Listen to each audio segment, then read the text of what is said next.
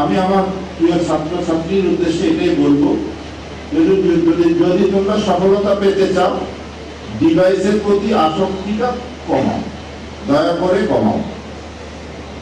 অনেক ভালো লাগবে, অনেক কিছু দেখবে, অনেক কিছু সময়, শুধুই সময় নষ্ট।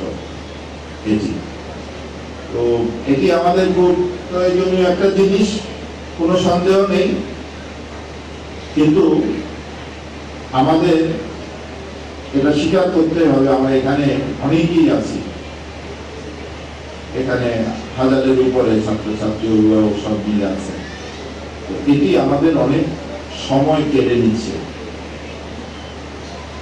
আমরা যতটুকু ইতিবাচক ভাবে এটাকে ব্যবহার করছি, তার থেকে বেশি নেতিবাচক ভাবে ব্যবহার করছি, আর ইতিবাচক নেতিবাচক বাদ দিয়ে আমরা আমাদের সময়কে অপচয় করছি।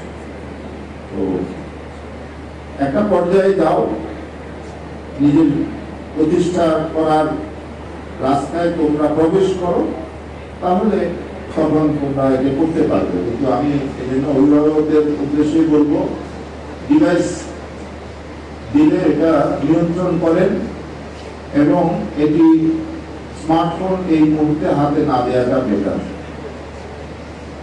আপনি যদি আপনার সন্তানকে এসএসসি পাস করেছে 53 জন, এবং আরো ভবিষ্যতে আরো এর সংখ্যা যদি আপনারা বাড়াতে চান, যারা পায়নি তাদেরকে যদি পাওয়াতে চান, তাহলে আমার এই পরামর্শটা আপনারা নেবেন। এরপর আমি যদি আমার সন্তানকে যদি দিতাম, আমার সন্তান ভালো রেজাল্ট কখনো করতো না, আমি নিশ্চিত ভাবে বলতে পারি। এটা একটা আসক্তি। আমরা যারা অভিভাবক, আমরা যারা শিক্ষক, সবাই তো এই আসক্তি করতে আছি, তাই না?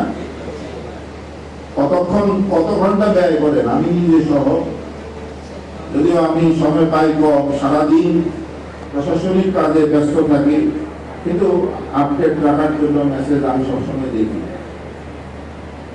কিন্তু ঘুমানোর আগে 1 ঘন্টা চ্যাটিং না করলে, স্ক্রলিং না করলে ঘুম আসে না।